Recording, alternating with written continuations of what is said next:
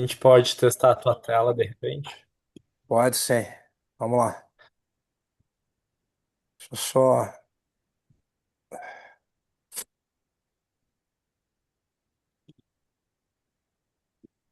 compartilhar. Eu não estou autorizado aqui a compartilhar. Pode checar isso pra gente, Gabriel? Aí, agora já deu já aqui. Já autorizou. Tá. Olá. Oi, Priscila, tudo bem? Ó, vocês veem aí minha Ótimo. tela? Sim, tudo certo. Quer testar passar Perfeito. um slide só pra gente confirmar que tá tudo certo?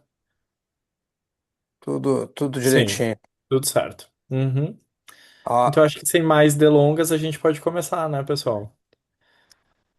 Tá. Então, oi, Perito, queria falar alguma coisa? Não. Não, tá. Tá tudo certo, então. Muito obrigado pela presença de todos.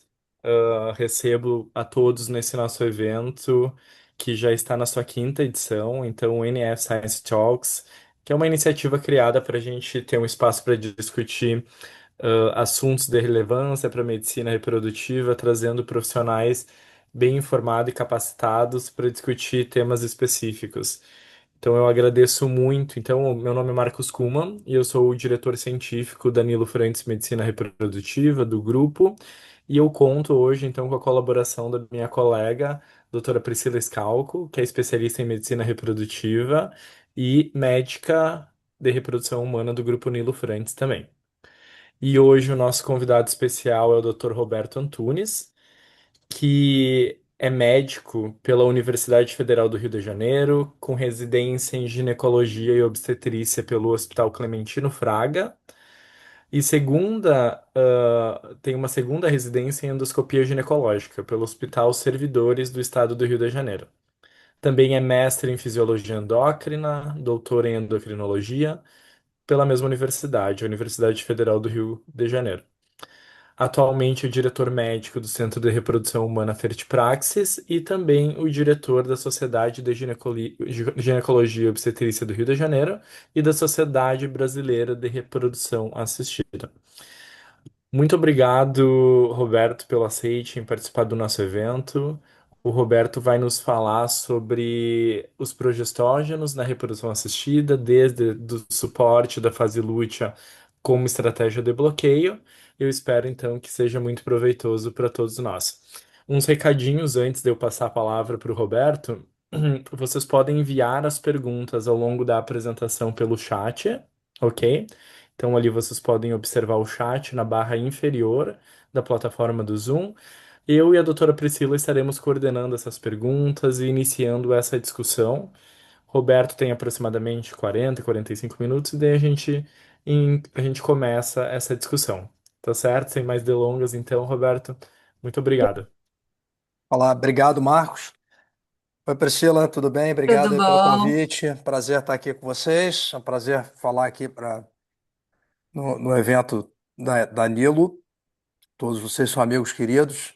E, bom, eu tô saindo de um resfriado, gente, então eu tô ainda tossindo aqui igual um doido aqui, mas vou tentar aqui fazer o melhor aqui para respeitar o tempo e vamos ver se vocês vão me aguentar aí falando esse tempo todo.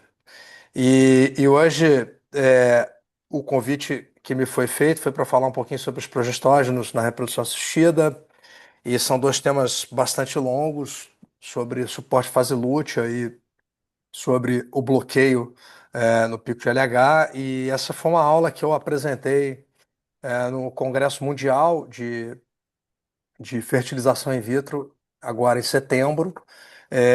Então, eu até dei uma atualizada nela, então a maioria dos slides está em inglês porque foi para esse evento internacional, mas alguns que foram as atualizações que eu peguei de setembro para cá, acabei botando logo em português para facilitar. É, Alguns conflitos de interesse meu, na verdade, eu gosto muito do tema sobre progesterona em reprodução assistida, nos seus mais diversos aspectos, e, e aqui estão meus conflitos de interesse. E a gente começa a nossa aula com uma pergunta aqui para vocês. Eu não sabia isso, eu fui estudar aí quando eu fui preparar, quando eu tive a ideia para a apresentação, mas esse quadro que vocês estão vendo aí é um quadro chamado Adoração dos Três Reis Magos. E talvez o que vocês não saibam, o quadro, esse daí é de Gentile da Fabriano, de 1423, e ele é um quadro que foi pintado no século XV. E talvez o que vocês não saibam, certamente eu não tinha a menor ideia disso, eu descobri quando eu estava tendo a minha ideia aqui da aula, é que, conforme vocês vão ver, eu vou passar diversos quadros que foram pintados por diversos artistas super conhecidos sobre a adoração dos Reis Magos no nascimento do Menino Jesus. E esse é o quadro que foi o quadro mais pintado do século XV, por isso que tem tantos deles. E certamente vocês estão se perguntando de onde que isso tem a ver com os progestógenos e com uma reprodução assistida. E o link vem exatamente desse quadro que vocês estão vendo aí, que foi pintado, ou que ele começou a ser pintado pelo Leonardo da Vinci. E essa é considerada a primeira obra-prima do Leonardo da Vinci. Foi pintado na juventude dele, quando ele ainda morava em Florença, entre 1481 e 1482, e ele não foi terminado. E mesmo assim ele é considerado uma obra-prima. E esse quadro é considerado uma obra-prima porque o Leonardo começou a misturar diversas técnicas revolucionárias na época, e ele foi testando aí nesse afresco que foi pintado no monastério lá em Florença. E quando ele foi perguntado sobre por que ele não terminou o quadro, ele disse: a arte nunca acaba, ela só é abandonada. Mas abandonada não. A gente pode fazer essa analogia, porque não é sentido de abandonada, deixada para lá. Ela foi uma arte que ela foi evoluindo. E se a gente pega a sigla em inglês, arte é justamente Assisted Reproductive Technologies. E então, do mesmo jeito que a arte nunca acaba, nunca termina, as técnicas de reprodução assistida também não. Elas apenas evoluem. E assim acontece também com o papel dos progestágenos dentro da realidade da reprodução assistida. E quando a gente vai falar especificamente sobre o tema, a gente volta para os trabalhos originais do Robert Edwards e do Patrick Steptoe e da Jean Purdy.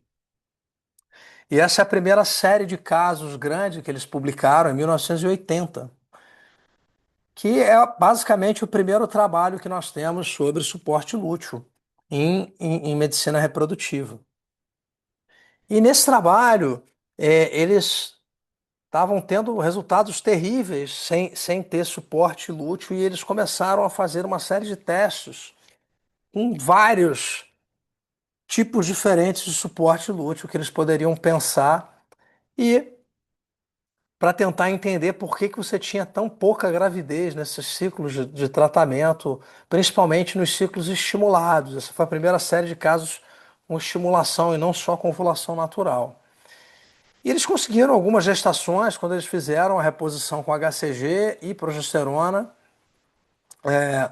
E daí surgiu a ideia de, olha, aqui pode ter alguma coisa aqui que melhore aqui nossas chances.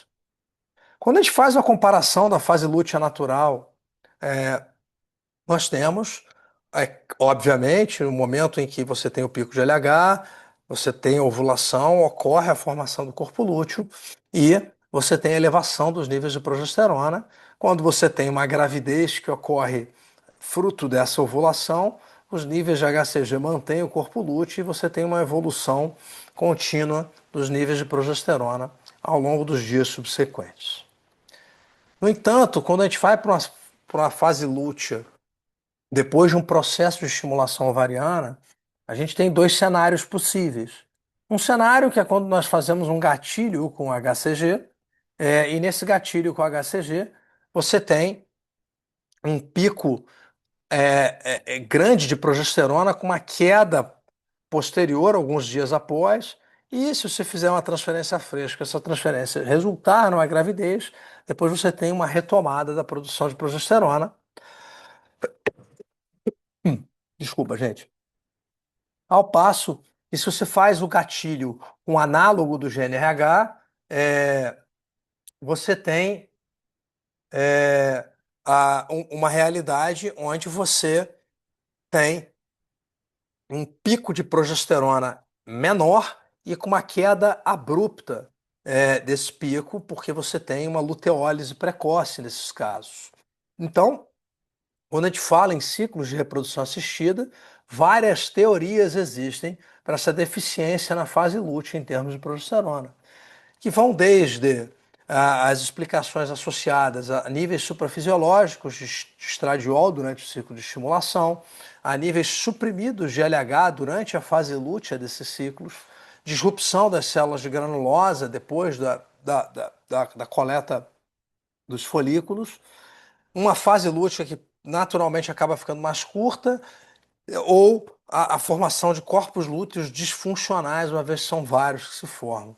Então as teorias são várias, mas o fato é, quando você não tem nenhum tipo de suporte, você tem taxas significativamente menores de gravidez.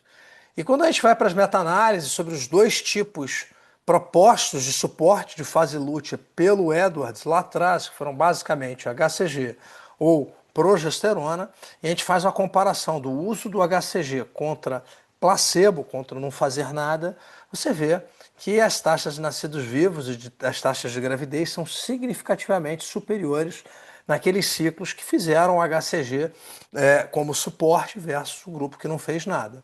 E o mesmo acontece quando você suporta alguma forma de progesterona versus não fazer nada também. Taxas de gravidez de nascidos vivos que são mais de 70% maiores do que quando você não faz nenhum tipo de suporte. Pois bem, mas será que tem alguma vantagem entre um e outro? Vamos fazer HCG ou progesterona? E quando a gente fez essa avaliação inicialmente, você via que HCG versus progesterona, em termos de taxas de nascidos vivos ou de gravidez ongoing, não tinha diferença. Você tinha os mesmos desfechos nesses dois grupos. Contudo, quando a gente fazia uma avaliação dos riscos, e aí a gente está falando do principal risco associado a um protocolo de fertilização in vitro, que seriam as síndromes de hiperestimulação ovariana, você tinha taxas significativamente maiores de hiperestimulação ovariana quando você fazia o HCG versus quando você fazia a progesterona. E quando isso ficou definido, obviamente, optamos por não ter mais ou não fazer mais, evitar o uso de HCG como uma estratégia de suporte nos ciclos de fertilização, principalmente quando a gente está falando em termos de ciclos a fresco. E aí eu não estou falando de gatilho, eu estou falando de suporte, de manutenção após a transferência embrionária. Mas será que quando a gente fala de progesterona, se existe alguma progesterona que seria melhor, ainda numa realidade de transferência a fresco? Pois bem, quando a gente faz as comparações nas mais diversas vias, intramuscular versus oral, vaginal, retal, retal com intramuscular, retal, oral, subcutânea com vaginal, você não tem diferença. Lembrando que quando a gente fala de via oral aqui, a gente está falando de suporte com dihidrogesterona e não com micronizada por via oral. Essa progesterona micronizada por via oral, devido ao efeito primeira passagem exacerbado que ocorre com essa molécula, quando ela é feita por via oral, você tem taxas de implantação significativamente inferiores. Então, a progesterona micronizada por via oral não é uma boa estratégia como suporte de fase lútea. Isso a gente já sabe há bastante tempo. Esse trabalho que eu estou mostrando para vocês é de 1990, por exemplo. Mas isso não ocorre com a dihidrogesterona. E por que não ocorre com a dihidrogesterona se a gente está falando de duas moléculas que são absolutamente iguais do ponto de vista de estrutura atômica?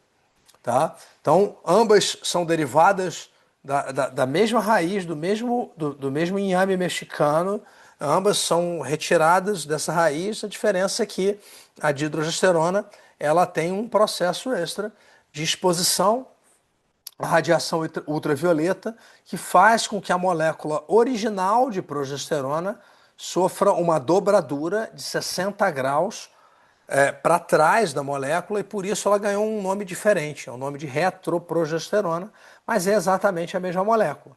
Qual que é a diferença entre as duas?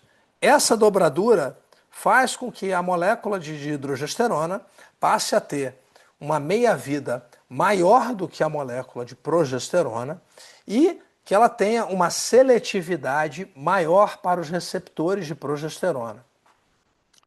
Além disso, mesmo feito por via oral, com essa dobradura, a molécula passa a ter, a não sofrer os efeitos de primeira passagem, igual sofre a molécula original de progesterona. Tá? Logo, a gente tem é uma molécula que tem estabilidade e que não tem atividade em outros receptores, salvo aqueles receptores de progesterona. Então ela não tem atividade em receptor de androgênio, de estrogênio, de glucocorticoide ou de mineralocorticoide. Ela é muito específica para o receptor de progesterona. E por isso que ela funciona bem também. Quando a gente faz uma comparação de, de, de, de resultados entre a dihidrogesterona por via oral e a micronizada por via vaginal, o primeiro estudo bem desenvolvido que nós temos é o estudo de Chakravarti, que compara 430 mulheres nesses dois grupos, um grupo fazendo suporte com dihidrogesterona, outro com progesterona vaginal, e os resultados são absolutamente equivalentes.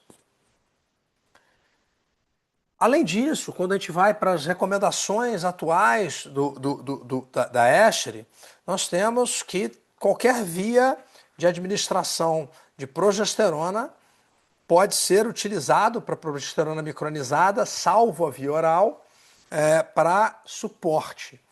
E a dihidrogesterona também é recomendada para o suporte. Quanto à duração do suporte nesses ciclos naturais, eles têm como estabelecido no guideline do ESHRE que esse suporte ele pode ser feito ao menos até o dia da gravidez, do teste de gravidez. Isso é um mínimo. Tá? Eles não definem um máximo. Então, o que a gente tem até esse momento, quando a gente está falando ainda nos ciclos de transferências a fresco, é que você não tem um consenso sobre o melhor tipo de suporte de progesterona para melhorar taxas de nascidos vivos. Isso é a definição baseada na revisão sistemática de GARG de 2024. Mas, gente, isso é algo um pouco controverso. Eu estou falando aqui de ciclos a fresco. Por quê? Porque os principais estudos que nós temos em termos de suporte de fase lútea são os estudos Lotus. Esses são os estudos mais robustos que eles têm. Você está falando de 2 ensaios clínicos, duplo cego, multicêntricos, onde foram randomizados mais de 2.000 pacientes, comparando dihidrogesterona versus progesterona micronizada por via vaginal. E embora esses dois ensaios sejam ensaios de não inferioridade, o desenho de estudo deles é um desenho de estudo magnífico, muito, muito, muito bem feito. E ele não mostra diferença nas taxas de nascidos vivos entre um grupo e o outro. Então, a conclusão que ele chega é que a dihidrogesterona seria não inferior e não teria diferença, porque ele avalia também os desfechos obstétricos, neonatais e as malformações. Mas, em 2020, o Grissinger ele faz uma meta-análise utilizando os dados individuais dos participantes dos 9 principais ensaios clínicos randomizados que comparavam dihidrogesterona com progesterona vaginal. E quando ele faz essa meta-análise pegando os dados individuais desses pacientes, ele passa a ter um desenho de estudo muito interessante, onde ele consegue demonstrar não só a não inferioridade da dihidrogesterona, como também a superioridade da dihidrogesterona em termos de taxas de gravidez e taxas de nascidos vivos, com até 30% de melhora. Gente, desculpa, são meus cachorros latindo aqui. Eles já vão parar, já que está chegando aqui meu filho mais novo aqui em casa. Ó, pararam. Pois bem, então, dentro de uma realidade de ciclos naturais, desculpa, de ciclos, de ciclos com transferências a fresco, então a fertilização com transferência a fresco, aparentemente você tem uma via superior, sim, quando comparada a outros, que é a da dihidrogesterona, baseado nos dados desses ensaios clínicos randomizados que eu mostrei para vocês. Mas um ponto relevante é o que a gente tem, porque a gente está vivendo uma nova era, na verdade, na medicina reprodutiva. Isso é um fato. Eu não sei, eu não estou vendo vocês, mas se eu perguntar para vocês, eu tenho certeza que a maioria de vocês não faz mais transferências a fresco, ou faz muito menos transferências a fresco do que transferências congeladas. Eu faço 95% das minhas transferências como transferências em embriões que foram previamente congelados. E essa nova era é a era do freeze-all, é a era das transferências de embriões congelados. E isso pode acontecer por vários motivos diferentes. Aqui não cabe a gente ficar entrando sem estar fazendo freeze-all porque a gente acha que vai ter melhores resultados em termos de gravidez nas normo ou nas hiperrespondedoras.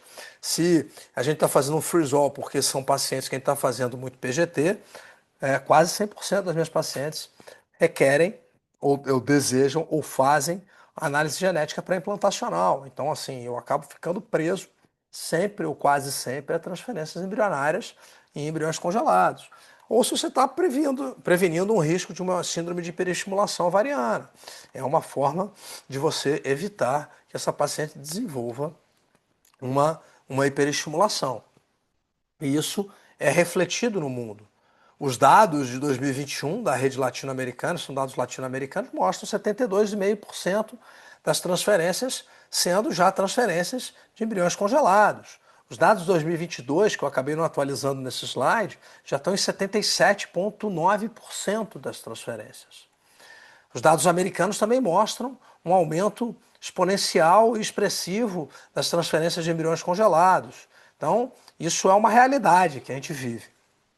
E aí a gente começa a ter uma discussão sobre qual que é o melhor tipo de transferência que a gente vai fazer dentro desses embriões congelados e qual que seria o melhor suporte a ser feito dentro dessa realidade.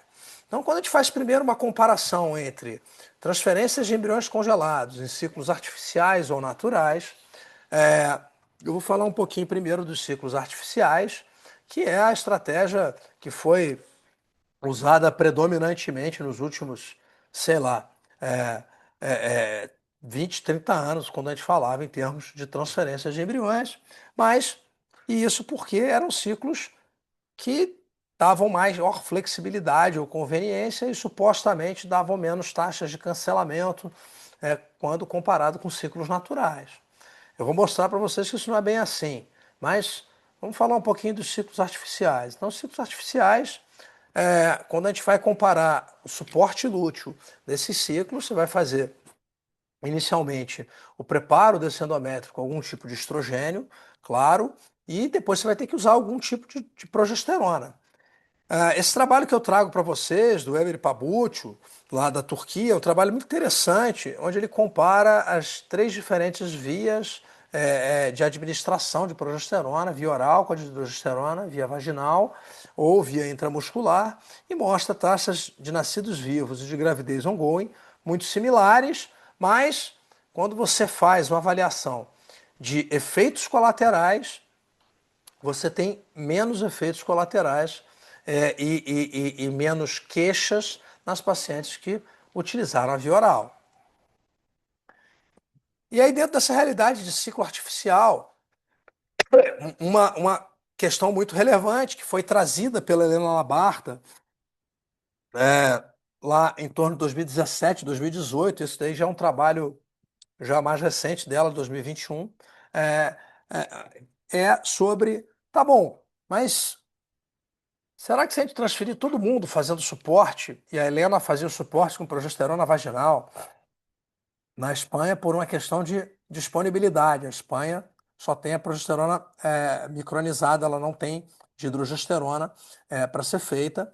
Então, ela começou a dosar a progesterona nessas pacientes e descobriu que um terço das pacientes, aproximadamente, em torno de 30% delas, que apresentavam níveis abaixo de 9,2 nanograma por ml, apresentavam desfechos clínicos piores. E aí, o que ela fez? Caramba, será que isso tem alguma relevância? Pode ser que tenha. Será que tem alguma coisa que a gente possa fazer? Pode ser que sim. E aí a gente tem uma limitação da dihidrogesterona nesse cenário. Porque a dihidrogesterona, ela não é detectada. Esse é o estudo, o Proof of Concept do FATEME, com 6 pacientes. Eles usaram as mesmas 6 pacientes nos 2 braços e viram que a dihidrogesterona não mudava os valores circulantes de progesterona. Depois eles descobriram que isso é porque a dihidrogesterona simplesmente não era detectável por esses ensaios ELISA para detecção de progesterona. Não é que ela não fazia efeito. Mas isso certamente é uma limitação se você quiser saber qual que é o nível de progesterona daquela paciente, uma vez que você tem um terço das pacientes que tem piores desfechos. Você sabe qual é o comportamento da dihidrogesterona quando você faz esse suporte? E o comportamento da dihidrogesterona é o mesmo também. Você também tem aproximadamente um terço das pacientes, na verdade, nesse trabalho é, é, que foi feito, eles viram 25% das pacientes com desfechos de gravidez muito piores. Quando você tinha o metabólito 20-alfa de hidrogesterona dosado. Esse metabólito a gente não consegue dosar na prática clínica. Isso foi um ensaio que foi desenvolvido especificamente para essa pesquisa, mas que mostra que tanto a micronizada por via vaginal quanto a dihidrogesterona por via oral, aproximadamente um quarto ou um terço das pacientes que vão ter níveis menores circulantes dessas duas moléculas, e isso vai levar a uma realidade de piores desfechos. E se você não dosa e você faz um suporte único, certamente a dihidrogesterona sai perdendo nessa realidade de ciclo natural, de ciclo artificial. No entanto, o ponto principal que eu quero trazer aqui para vocês prestem atenção, porque toda vez que você faz um suporte único, por via vaginal ou oral, esses ciclos artificiais, você tem risco de ter resultados clínicos piores. Mas o que a gente pode fazer por isso? E aí a Labarta propõe já de cara uma estratégia, você suplementando, quando você detecta esse nível de progesterona menor, você tem uma estratégia que mostra que se você suplementar a partir da véspera da transferência com com progesterona subcutânea, você consegue resgatar os resultados. E um grupo chinês, do Gao, conseguiu mostrar que com a intramuscular você também teria esse mesmo desfecho. Você conseguiria reverter esses desfechos clínicos ruins.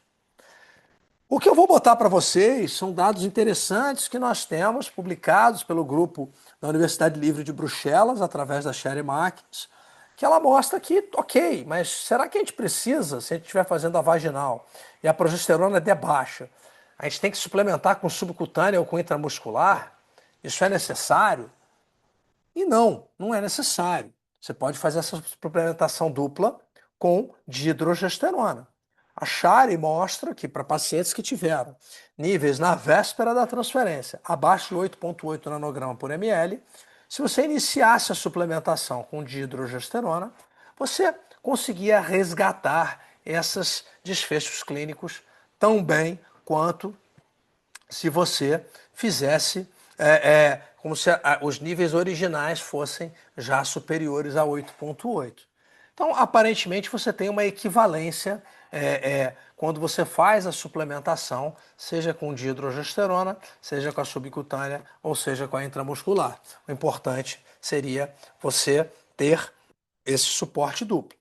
E aí, gente, obviamente, será que a gente precisa ficar medindo a progesterona dessas pacientes e, e agregando mais coisas para a paciente fazer, tornando mais complexo o ciclo dessa paciente nessa realidade de ciclo artificial? A minha resposta é não, não é necessário.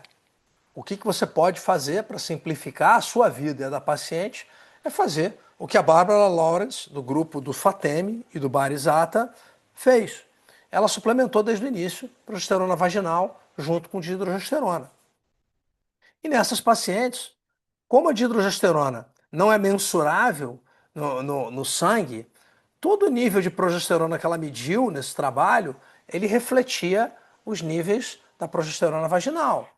E aí ela separa em três grupos: aqueles que tiveram um resultado baixo, um resultado intermediário e um alto de progesterona, e viu que não tinha diferença nos desfechos de gravidez ongoing e nem de abortamento nessas pacientes, o que é interessante, mostra que você consegue resgatar esse ciclo simplesmente fazendo uma progesterona por via oral, que é mais barata e menos incômoda do que a subcutânea ou a intramuscular, para complementar a vaginal. O outro ponto, tudo bem, está falando de uma realidade de ciclo artificial, mas aí vocês podem me fazer a seguinte pergunta: ok, mas será que tem necessidade da gente fazer ciclo artificial? Por que usar ciclo artificial? Eu mesmo não uso mais, só uso quando não tem outra opção. E por que isso? Porque os desfechos que a gente vê quando a gente compara ciclos naturais ou naturais modificados com ciclos artificiais, ou em outras palavras, ciclos que têm um corpo lúteo versus ciclos que não têm um corpo lúteo, os resultados dos ciclos naturais são melhores. Essa meta-análise da Jocelyn Gum, de 2022, mostra taxas de nascidos vivos superiores quando você faz os ciclos que têm um corpo lúteo.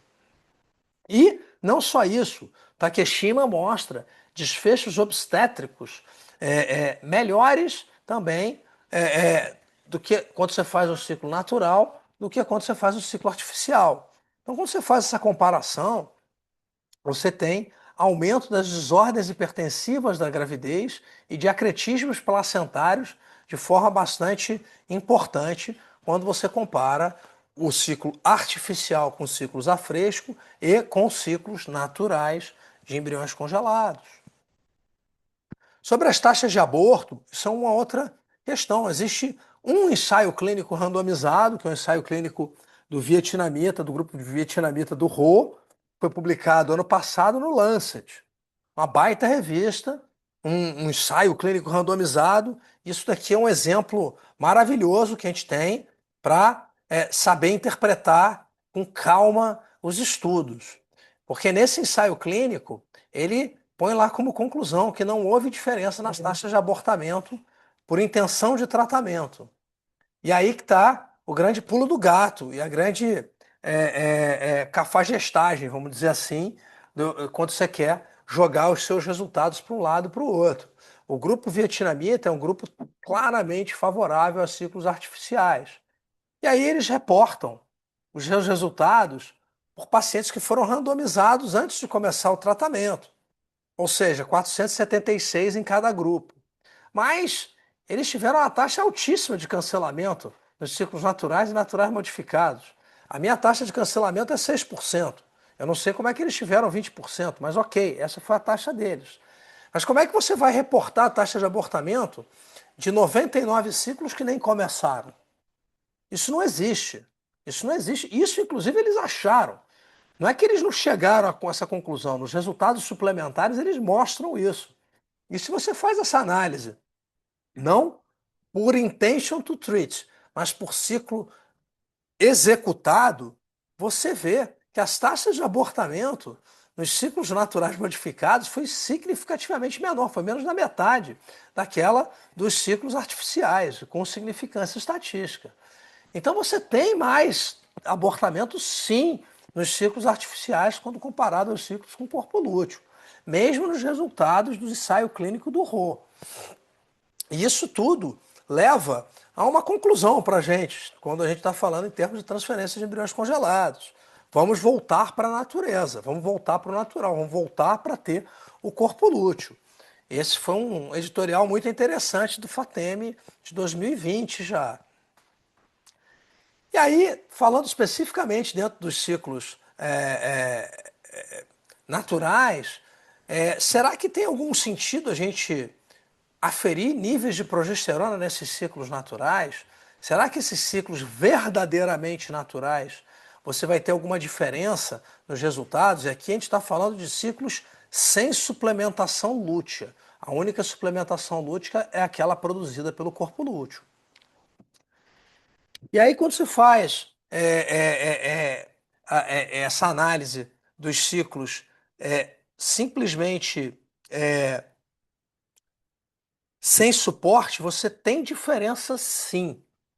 Mas quando você faz o suporte, mesmo você medindo, e aqui eles fizeram suporte com dihidrogesterona para poder fazer a avaliação dos níveis de progesterona produzidos pelo corpo lúteo. Você, mesmo com diferentes níveis, não tem diferença nas taxas de gravidez quando você faz a suplementação. Mas se você não fizer a suplementação, você vai ter taxas menores de gravidez. Você tem uma meta-análise muito interessante que eu não coloquei aqui, mas que mostra isso.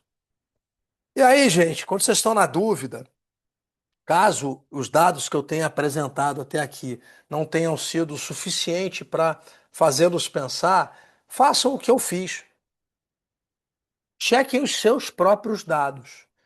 E esse pôster que foi apresentado no Escher agora desse ano é um pôster do nosso grupo, comparando os desfechos em ciclos artificiais versus ciclos naturais para embriões euploides de boa qualidade transferidos como embriões únicos em ciclos que eram previamente congelados. E aí você fez essa comparação, e quando a gente faz essa comparação, a gente mostra, a gente vê nos nossos próprios resultados que você teve taxas maiores de nascidos vivos, de gravidez clínica e menores taxas de abortamento no grupo de ciclos naturais quando comparado com ciclos artificiais. E se você faz uma análise de subgrupo e compara especificamente ciclos naturais entre os diferentes tipos de suporte, nós tivemos resultados muito melhores no grupo que suplementou com dihidrogesterona isoladamente versus o grupo que fez apenas o vaginal. E isso levou a gente a um segundo trabalho que eu já vou mostrar para vocês, comparando as diferentes estratégias de suporte lúteo somente nos ciclos naturais. Mas quando a gente comparou natural com artificial, o natural, na nossa experiência, na nossa casuística, foi muito melhor do que o artificial. Então, como eu tive um subgrupo pequeno ali, comparando só quem fez progesterona vaginal versus dihidrogesterona numa realidade de ciclo com corpo lúteo para transferência de embrião, isso me chamou a atenção e a gente escreveu um segundo trabalho onde a gente comparou somente três tipos diferentes de suporte: dihidrogesterona isolada, progesterona vaginal isolada ou as duas combinadas nas transferências em ciclos naturais de embriões euploides. Então, esses 208 ciclos, nós fizemos essa análise, ajustamos para os fatores de confundimento, para uma análise multivariada, por regressão logística, e a gente encontra taxas de nascido vivo superiores da dihidrogesterona sobre a progesterona vaginal isolada, taxas superiores dos ciclos combinados sobre a progesterona vaginal isolada, e taxas de gravidez bioquímica e gravidez clínica superiores da dihidrogesterona versus a progesterona vaginal isolada, sempre transferindo em ciclos com corpo lúteo, quer dizer, em ciclos naturais. Esse trabalho foi apresentado no CBRA, está escrevendo ele para publicação também. E baseado nesses dados retrospectivos, a gente está agora desenvolvendo um RCT, um ensaio clínico randomizado controlado no ciclo natural, transferência de embriões euploides de boa qualidade, comparando dihidrogesterona versus vaginal, para ver se de fato, numa realidade prospectiva e randomizada, com menos vieses, por mais que tenha tentado limitar os vieses aqui nesse nosso estudo, se deu diferença. E esses dados batem com os dados da literatura. Um trabalho que foi publicado em agosto de 2025 por Xie, 2035 ciclos naturais modificados. Você teve taxas de gravidez, você teve taxas de implantação maiores no grupo de dihidrogesterona e dihidrogesterona mais micronizada por via vaginal, quando comparado com o grupo de vaginal isolada, tal qual os achados nossos. Aqui também uma realidade retrospectiva. E quando você comparou o grupo combinado de hidrogesterona versus de hidrogesterona mais micronizada, aparentemente não houve diferença, segundo a análise retrospectiva que a Jiang fez e publicou agora em setembro de 2025. Esses resultados estão aí, não houve diferença nesses dois grupos. Um ponto interessante, depois eu disponibilizo esses slides aí para vocês, caso vocês queiram, é como que a gente faz na FertPraxis, já para finalizar essa parte aí de suporte lúteo.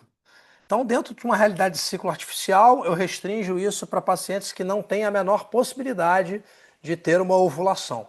Tá? Então, pacientes menopausadas ou pacientes bloqueados, basicamente. Pacientes anovulatórias, eu induzo a ovulação. Mas nós fazemos dessa maneira, fazemos um ultrassom basal no segundo ou terceiro dia do ciclo, iniciamos o valerato estradiol, 4 a 6 miligramas, 8 a 10 dias a gente avalia o endométrio, quando esse endométrio chega a pelo menos 7 milímetros, iniciamos o suporte duplo com dihidrogesterona e vaginal micronizada e fazemos a transferência, no caso do blastocístio, no dia P mais 5, considerando o dia que eu iniciei o suporte lúteo, o dia P mais 0. Usualmente eu mantenho o suporte até 8 a 12 semanas de gravidez. Nos ciclos naturais com ovulação espontânea, eu faço a monitorização com os testes urinários de LH. Eu não fico fazendo dosagens sanguíneas de LH. Facilito, funciona muito bem com os testes urinários de LH. Eu faço ultrassom basal no segundo e terceiro dia. No oitavo dia, mais ou menos, eu começo a acompanhar o crescimento folicular.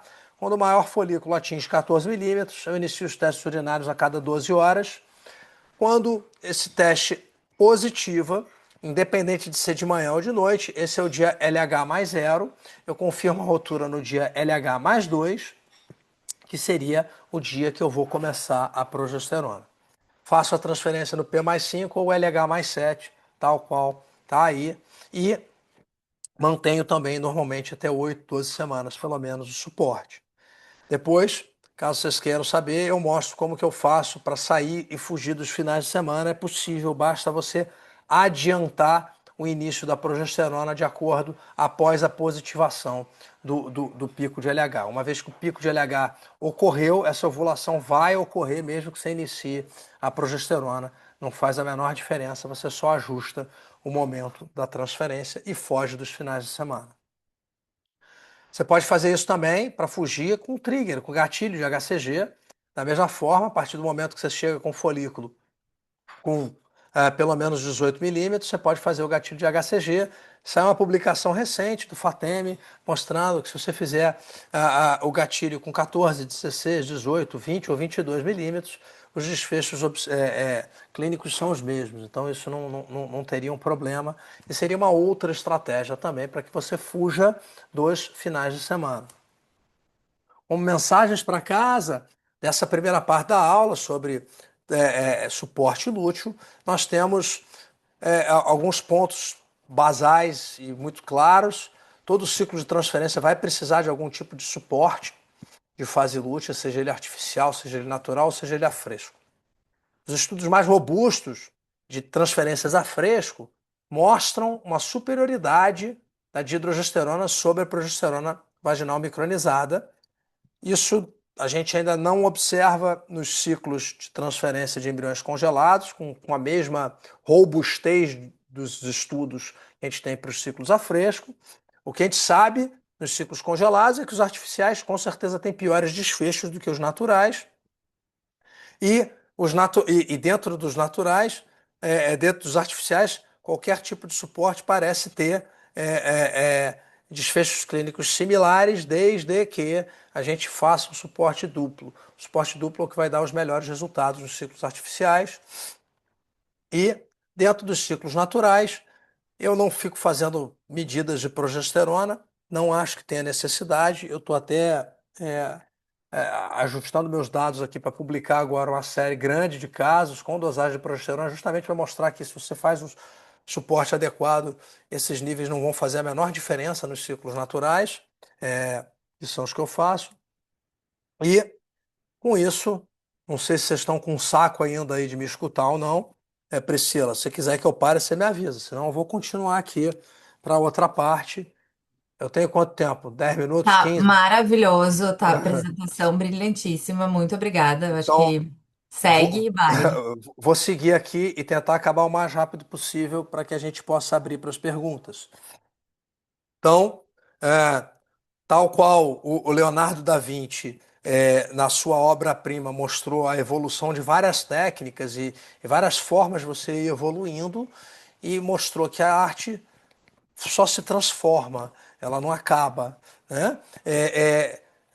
O uso dos progestágenos também se mostrou que ele não servia só para o suporte de fase lútea, mas você, desde 2015, passou a ter o uso deles de forma efetiva também para o bloqueio de picos de LH. Então, como um substituto das formas de bloquear a hipófise nos ciclos de fertilização. E aí surge o conceito que é até um nome errado, porque não é um priming, é um bloqueio, mas de ciclos do PPOS, que é o Progestin Primed Ovarian Stimulation. Não é um priming, é um bloqueio, mas o conceito e o nome ficou. Então, por que a gente pensa nisso? A gente pensa nisso porque a progesterona, de fato, ela consegue ter um efeito inibitório direto em nível hipotalâmico, e isso faz com que essa paciente não ovule. As gonadotrofinas dela ficam baixas. Isso a gente consegue ver na fase lútea normal e natural. Se dosar FSH, LH. Na fase lútea, você vai ver que vão estar com níveis suprimidos em qualquer mulher. E a gente observou que essa supressão ela também ocorre não só com a progesterona natural, mas também com progesteronas sintéticas. E o Kwang, em 2015, no ESHRE de Lisboa, ele apresentou esse trabalho aí, que eu tive a sorte de estar na plateia, achar o conceito interessante e começar a aplicar isso assim que eu voltei do ESHRE, lá em 2015. Por isso que eu faço isso há tanto tempo e acabei ficando conhecido com isso, embora todo mundo hoje em dia faça bloqueios com progesterona. Mas a medroxprogesterona foi a primeira. E quando ela foi aplicada pelo Kwang, ele mostrou que as taxas de cancelamento eram equivalentes a quando você bloqueava com uma realidade de agonistas, e a incidência de picos prematuros de LH também foi insignificante nos dois grupos. Então ele pareceu ser efetivo. Não só a medroxiprogesterona, mas você pode fazer isso também com a dihidrogesterona. A dihidrogesterona, num primeiro momento, foi comparada com a própria medroxiprogesterona. Esse foi o trabalho de Yu, um trabalho de 2018, se eu não me engano. Ele mostra que não tem diferença nos desfechos clínicos, nas taxas de implantação e também nos picos prematuros de LH, quando você compara a supressão com dihidrogesterona versus a supressão com medroxiprogesterona. E o mesmo também ocorre com a progesterona micronizada. Então, a progesterona micronizada por via oral, nas doses de 100 ou 200 miligramas, também promove um efeito de bloqueio hipofisário eficiente, com os mesmos desfechos comparados com ciclos bloqueados por agonistas, por exemplo. Então, você tem três progestágenos que a gente tem aí no nosso dia a dia. Quer dizer, a medroxiprogesterona, na realidade brasileira, é um progestágeno de difícil acesso. Eu comecei a fazer o bloqueio com a medrox e comecei a usar de hidrogesterona depois, porque a medroxiprogesterona tinha, às vezes faltava, você não conseguia achar, era um inferno. E dá certo. Assim como dá certo também com a micronizada por via oral, e como eu vou mostrar lá na frente, por via vaginal também. Então, uma vez que começaram a sair essa ideia e esses trabalhos, houve uma comparação inicial entre o bloqueio com progestágenos e agonistas do GNRH. Nesse primeiro momento, se vocês observarem, apenas trabalhos chineses. E nesse trabalho, nessa primeira meta-análise, que foi a meta-análise do Alexandru, ele mostra, inclusive, desfechos com taxas de gravidez e nascidos vivos melhores no grupo que fez o bloqueio com progestinas do que no grupo que fez o bloqueio com agonistas do GNRH. Mas, cá entre nós, quem usa agonistas do GNRH para bloqueio hoje em dia? Ninguém, né? Quase ninguém, pelo menos. A gente usa antagonistas. E aí, os primeiros trabalhos comparando, os primeiros ensaios clínicos comparando antagonistas com algum tipo de progestágeno começaram a sair. Foram os ensaios clínicos de Iwami, Bergeria e Yildiz, todos eles com desfechos muito similares ou superiores para em favor do grupo que bloqueou com progestágeno. Então, o Iwami comparou dihidrogesterona com antagonista, a Bergeria, a medroxiprogesterona com triptorelina e Yildiz medroxiprogesterona com leuprorelida, numa realidade de doadoras. Então, ele fez nas duas, na mesma doadora, um bloqueio, um ciclo com medrox e depois um ciclo com leuprolida. Só o Bergeria que encontrou desfechos piores em termos de número de óvulos recuperados quando fez a medrox versus a triptorelina, mas isso não foi observado nos outros ensaios clínicos e nem desculpa, o Bergeria não, o Bergeria encontrou resultados equivalentes, o Osgur mostrou resultados com menos óvulos recuperados, foi o único que mostrou esse desfecho desfavorável, tá? Que não foi replicado depois em nenhum dos outros trabalhos, mesmo com medroxiprogesterona. Então, numa comparação recente, esse trabalho é de 2024, publicado na Human Fertility, comparando medroxiprogesterona com antagonista do GNRH, grupo do IE, ele mostra que não teve diferença nas taxas cumulativas de nascidos vivos nos dois protocolos. Mas não é só isso. Então a gente já mostrou que a gente consegue fazer esse bloqueio com medroxiprogesterona, com dihidrogesterona, com progesterona micronizada. Mas existem outros progestágenos que são efetivos também. É o caso do desogestrel, tá? Que a Marta Devesa, o grupo lá do Descheus, conseguiu mostrar que tinha desfechos absolutamente equivalentes, clínicos e laboratoriais, quando comparado com bloqueios com antagonistas, e o Vaiarelli, do STEAM, lá do grupo da Laura Rienzi e do Filippo Baldi, conseguiu mostrar também que a noradiosterona era efetiva também no bloqueio quando comparada com ciclos de antagonistas, com resultados clínicos e laboratoriais equivalentes. Vamos aqui para os dados de vida real nosso, tá? Então, quando eu falo sobre o PPOS, eu falo porque é o que eu faço. Basicamente, quase todos os nossos ciclos, há muitos anos, são feitos ciclos com bloqueio, porque eu quase não transfiro a fresco já há muitos anos. Então, se você faz aqui, nessa realidade, comparando protocolos nos quais utilizamos o tipo de bloqueio, vocês podem ver que 90%, 91% de todos os nossos ciclos foram ciclos de PPOS. Tá? Isso são dados da Fertipraxis. E nós temos algumas publicações que nos deixam tranquilos. Como eu disse para vocês, quando vocês tiverem dúvida, gente, vejam os seus dados. Levantem os seus dados, publiquem os seus dados, que é isso que vai fazer todo mundo ter mais tranquilidade depois. E foi o que a gente fez.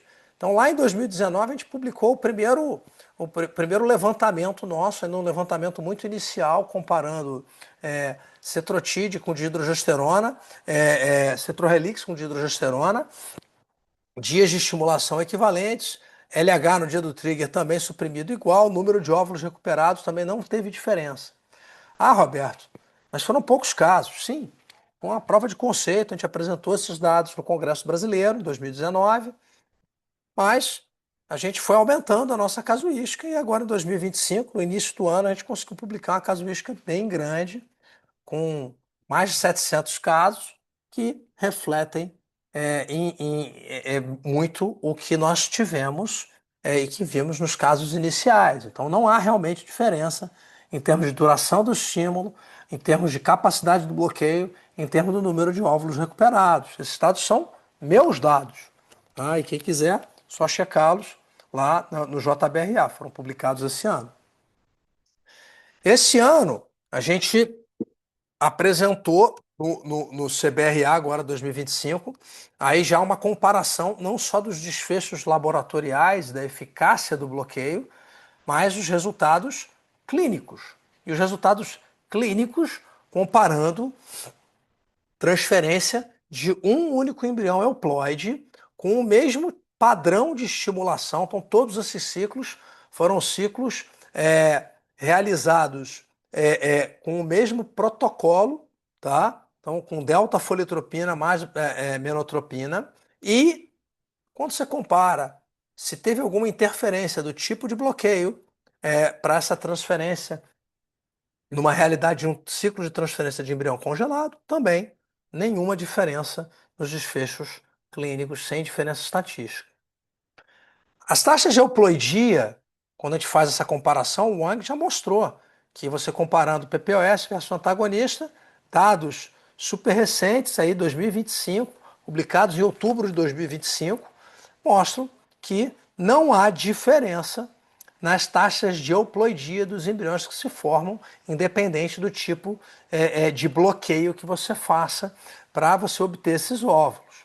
Taxas de gravidez clínica na meta-análise mais recente, que é a meta-análise do CUI de 2021, são absolutamente equivalentes, considerando apenas ensaios clínicos randomizados, e as taxas de nascidos vivos também não teve diferença nas normo-pobre ou hiperrespondedoras. Onde que a gente tem uma diferença importante, inclusive superior ao bloqueio com antagonistas. Você tem nos riscos de hiperestimulação ovariana. Então parece que quando você faz o bloqueio com PPOS, mesmo quando você está comparando com um bloqueio com antagonista, você vai ter nas pacientes hiperrespondedoras menos chances de hiperestímulo. Então essa passa a ser uma forma de bloqueio de eleição importante para a gente considerar. Desfechos obstétricos neonatais, nessa realidade de bloqueio, meta-análise do Zolfaroli, nenhuma diferença comparando os mais distintos tipos de bloqueio. Micronizada, medroxi, dihidrogesterona, não tem diferença em termos de partos pré-termos ou baixo peso ao nascer, não teve diferença em termos de malformações congênitas, isso é um outro ponto importante. Desculpa, gente. Vamos falar agora de um ponto que é muito relevante, que é a análise de custo-efetividade. O primeiro trabalho sobre custo-efetividade é um trabalho que foi publicado em 2018 pelo Blake Evans, 2019 pelo Blake Evans,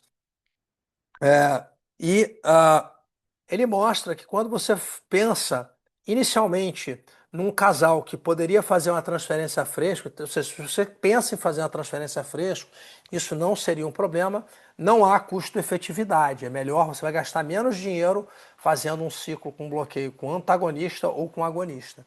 Mas, se você tem a ideia de congelar, nesse caso, a custo-efetividade ela é importante, você vai economizar uma boa grana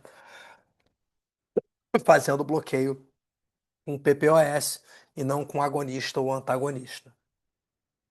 E aí, quais seriam as recomendações que a gente teria para o uso de progestinas? Primeiro, pacientes que possam, porventura, vão fazer doação de óvulos, pacientes que vão preservar a fertilidade, pacientes que vão fazer PGTA ou PGTM, estímulos duplos, ou pacientes com risco de hiperestimulação. Não cabe sempre ressaltar que todas as vezes que a gente faz o uso de progestágenos para o bloqueio, você não tem a possibilidade de transferir a fresco. Essa é a principal limitação do PPOS, independente do tipo de progestágeno que você for utilizar. Pois bem, quais são os ciclos disponíveis? Os mais estudados são com micronizada, medroxiprogesterona ou dihidrogesterona, nessas doses que estão aí. Mas, da mesma forma, assim, não acabou. Então, os reis magos lá das adorações ao menino Jesus, eles trouxeram mirra, incenso e ouro, são 3 presentes. Eu trouxe 2 presentes no primeiro momento para vocês, que foi discutir o suporte lúteo e o PPOS, mas a gente tem um terceiro presente também. Qual que é esse terceiro presente? São as perspectivas futuras. E aí a gente vai falar sobre as perspectivas futuras e o que a gente pode fazer, ou o que vem sendo aventado e inicialmente estudado sobre esse uso dos progestágenos em reprodução. E aí a gente começa com o uso dos protocolos flexíveis e não só os protocolos fixos. Então, o protocolo fixo, que é o protocolo tradicional, você começaria junto da estimulação no D2 e seguiria. Mas hoje a gente já viu que você também pode fazer protocolos flexíveis, tal qual o que a gente faz com os antagonistas. Então, você pode bloquear com progestágeno direto quando você tem, por exemplo, um folículo já com 14 milímetros.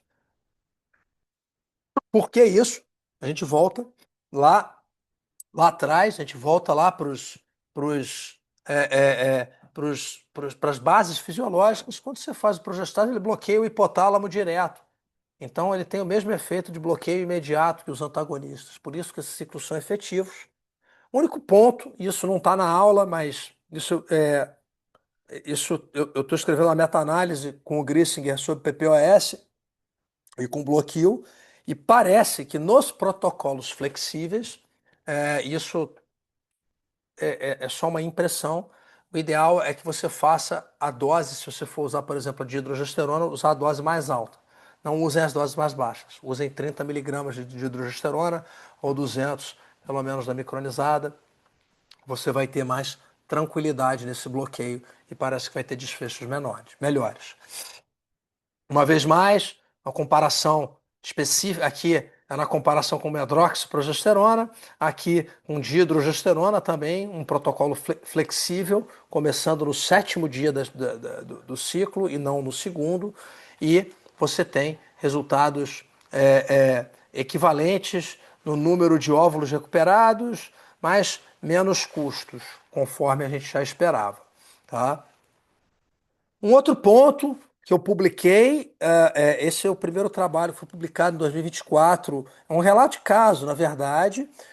Hoje a gente tem mais ou menos uns 20 casos que a gente fez essa estratégia por os mais diversos motivos, que é a mudança do protocolo, a mudança de um bloqueio que você estava fazendo com antagonista e passa para dihidrogesterona.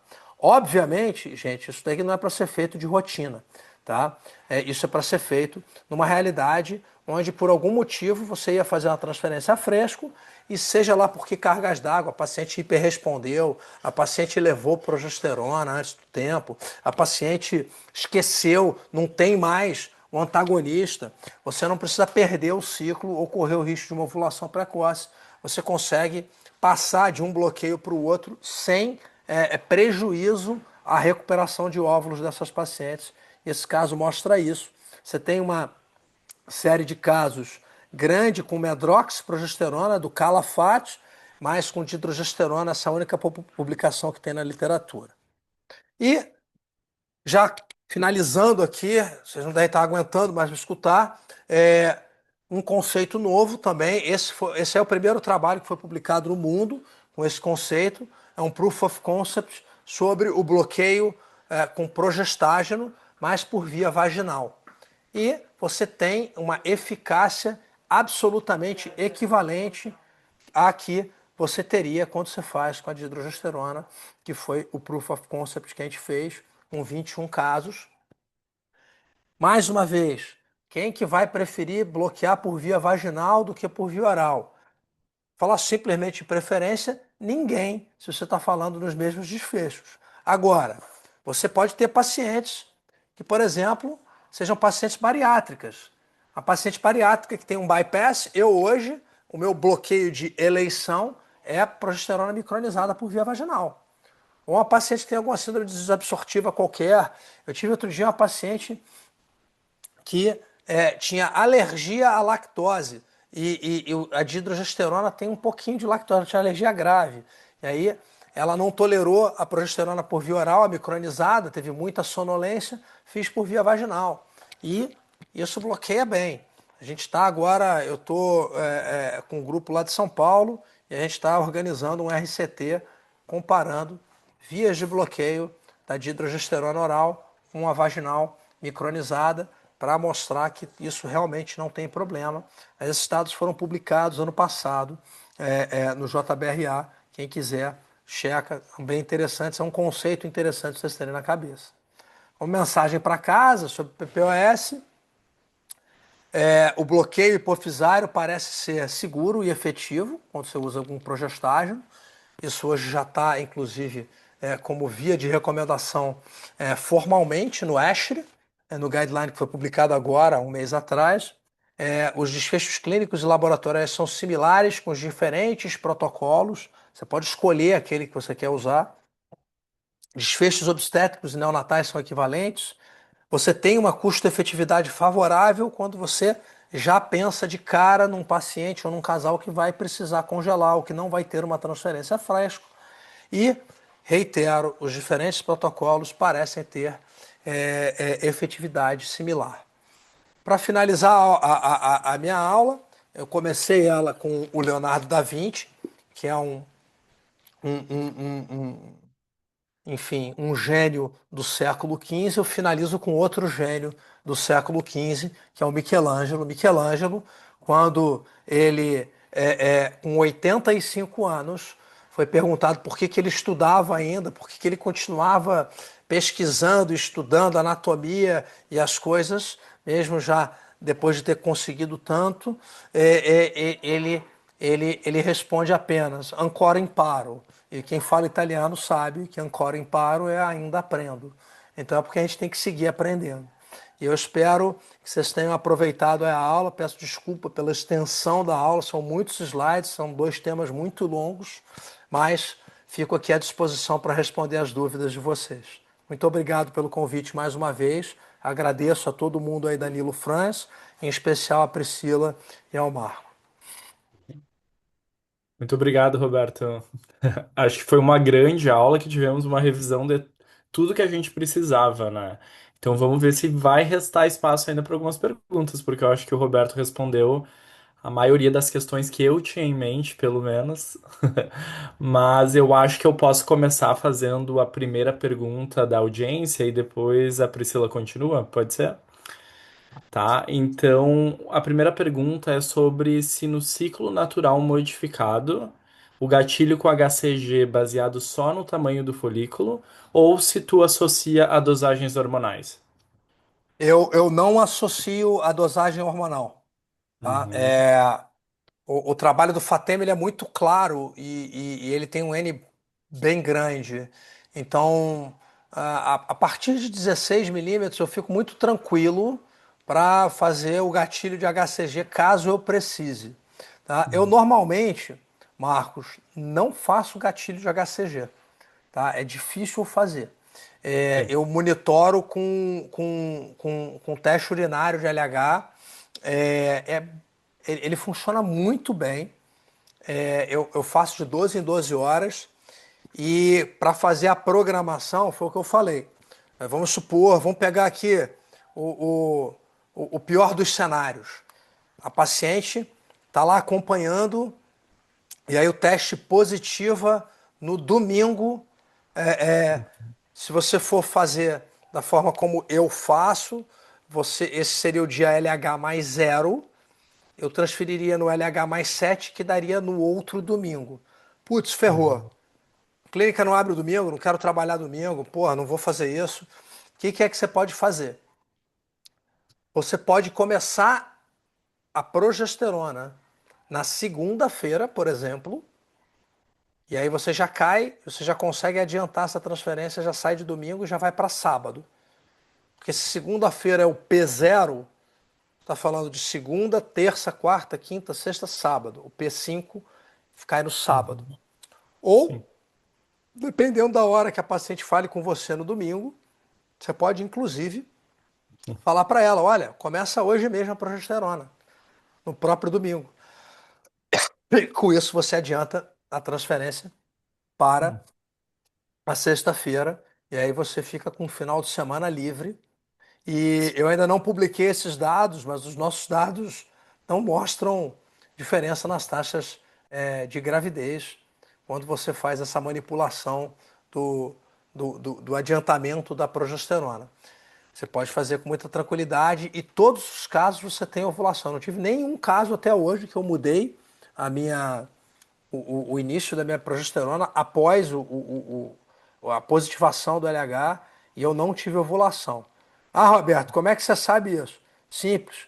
Eu faço a dihidrogesterona nesses casos, doso, eu dosei muita progesterona até ficar tranquilo de que isso era uma regra, né, gente? Às vezes você olha, às vezes até hoje eu olho e tem lá, eu só doso progesterona nesses casos em uma situação.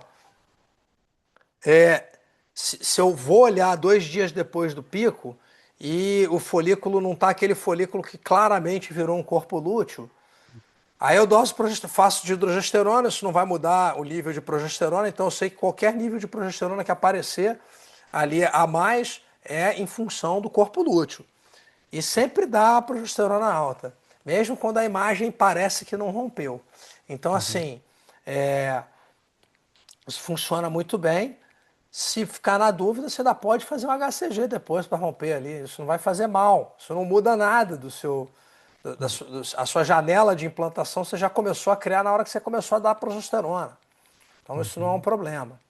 Mas eu faço muito pouca dosagem hormonal. Eu tento fazer o ciclo é, o mais amigável possível para paciente. Os pacientes adoram, porque não colhe nada. Você só tem que Uhum. explicar isso com calma, né, gente? Porque hoje os pacientes já chegam querendo saber se a progesterona está alta, está baixa, está isso, está aquilo.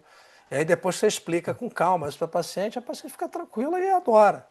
Porque ela sai de 4, 5 dosagens, aí o pessoal fica inventando as modas que não precisa. Tenta, faz o simples que tá bem, né? Sim, sim. Tá, obrigado. Brito, quer fazer a próxima pergunta? Queria parabenizar primeiro. Nossa, brilhante apresentação e essa tua vivência com a progesterona, tanto no bloqueio quanto na para transferência de ciclos naturais. Isso inspira, tanto é que a gente se começou a seguir muito o uso da progesterona como bloqueio aqui na clínica. No início, com certo receio, até agora, eu e o Marco estamos com trabalho, né? Para também mostrar os nossos dados, para mostrar segurança, porque ainda tinha gente que tinha, né, algum receio, com as taxas, até em pacientes com maior idade também. Na verdade, eu vou te questionar até por entender. Ali tu falou que a de hidro também, como a progesterona micronizada vaginal, 1/3 das pacientes não tem, né, naquele Sim, trabalho o valor que se esperaria, tá? E, isso. e alguns casos vocês usam só de hidro. Só quando é ciclo que eu tenho um Hum, corpo lúteo.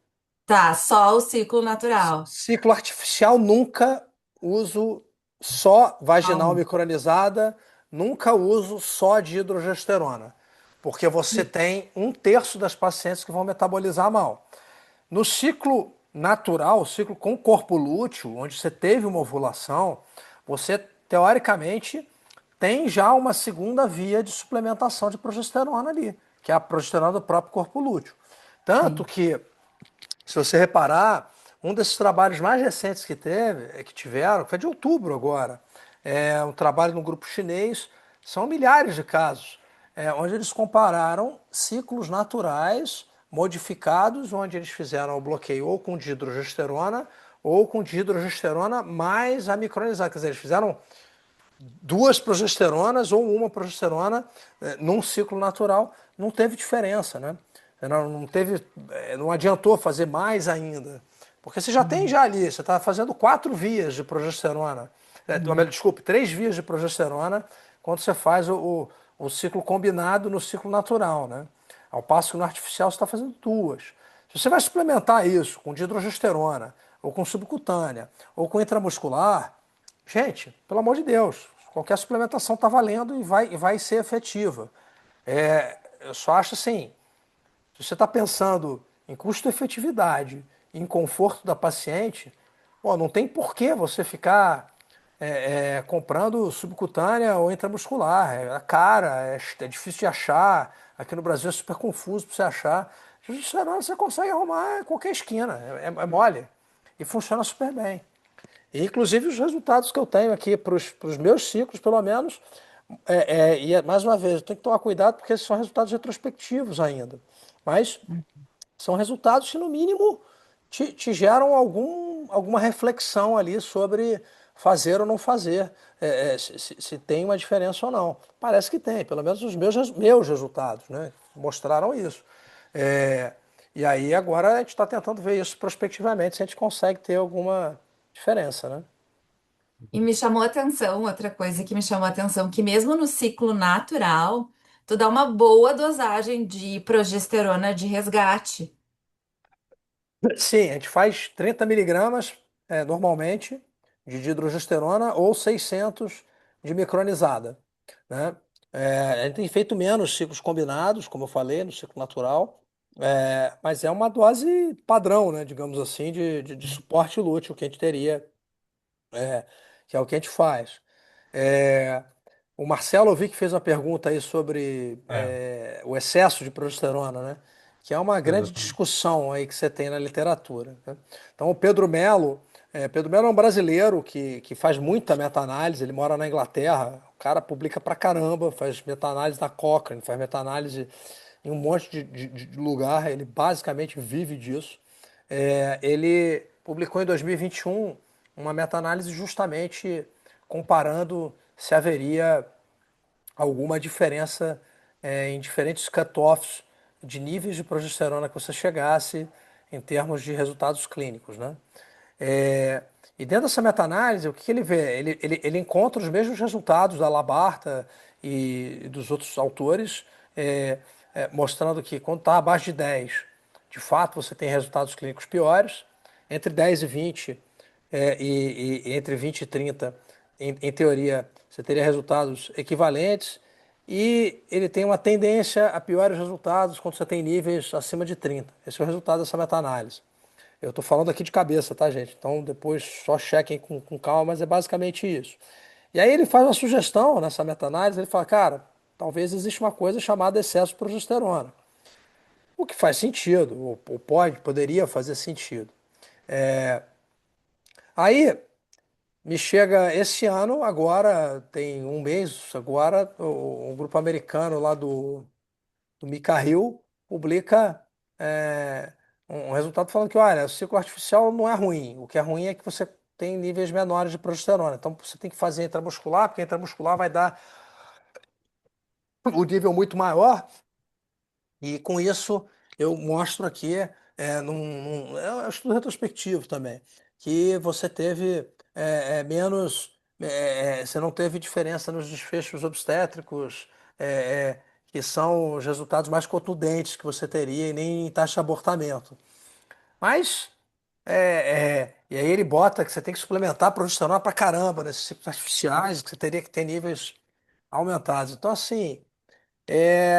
Marcelo, eu não sei responder a sua pergunta sobre se existe ali um excesso de progesterona ou se há uma consequência deletéria ou não. Se você usar o estudo Mika Hill, você chega à conclusão que quanto mais progesterona, melhor. Se você usa a meta-análise do Pedro Melo, você fica meio receoso. Eu prefiro sempre ponderar e tentar prezar por doses moderadas. Eu acho que é importante a gente fazer é, é, o suporte duplo, por exemplo, em ciclos artificiais, tá? Eu normalmente não chego a fazer 800 micronizada, eu faço 30 com 600. É, mas eu também não passaria muito disso daí que você está colocando aí, não. Se pensar em 30, tem gente que faz 1.200, tem gente que faz 1.600, faz umas doses cavalares. Aí os outros combinam com subcutânea. Mas, gente, eu acho que pensar, baseado no que tem na literatura hoje, eu iria até essa dose aí, mais ou menos. Você já está fazendo um suporte duplo, num ciclo eventualmente artificial, seria mais do que suficiente para você ter o resgate que você precisaria. No ciclo natural, eu tenho feito cada vez mais suportes únicos, ou só com dihidro, ou só com a vaginal, uma vez que você tem o corpo lúteo, tá? É, mas por esse motivo, esse é o meu referencial teórico, né, para isso. É, e agora você tem alguns estudos que mostram que você não precisa fazer tanto também, né, no ciclo natural. Foi o que você falou, comparou a dihidrogesterona no ciclo natural com a dihidrogesterona mais a micronizada e o resultado foi o mesmo. E esse foi o resultado que eu encontrei numa análise, obviamente, muito menor. Eu não tenho a capacidade produtiva desses chineses aí que estalam o dedo, tem 3 mil casos para analisar. Mas você está falando de uma comparação aí de quase 300 casos de transferência.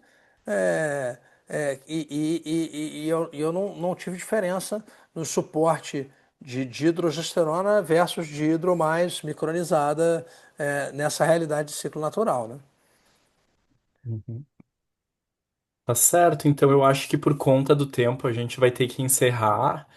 E aí, todo mundo que tiver questões, de repente, entra em contato com o Roberto depois, a gente pode ter outras discussões. Muito obrigado pela participação, Roberto. Eu acho que todos podemos concordar que foi excelente, né? Foi uma masterclass de tudo envolvendo Obrigado. progesterona. Eu, como com meu background de embriologista, aprendi bastante, posso te garantir isso. Muito obrigado, doutora Priscila, também, pela participação, pela moderação e pela parceria. E nos vemos então, pessoal. Fiquem atentos às próximas edições da NF Science Talks. Obrigado a todos os participantes pela audiência. É isso aí. Boa noite a todos. Boa Valeu, noite. gente. Obrigado aí por me Valeu. aguentarem aí essa 1 hora e tanto aí, viu? Foi ótimo, Um foi ótimo. abraço, viu? Tchau, tchau, tchau, Tchau, tchau. tchau. Priscila, um beijo. Tchau, tchau. Beijo.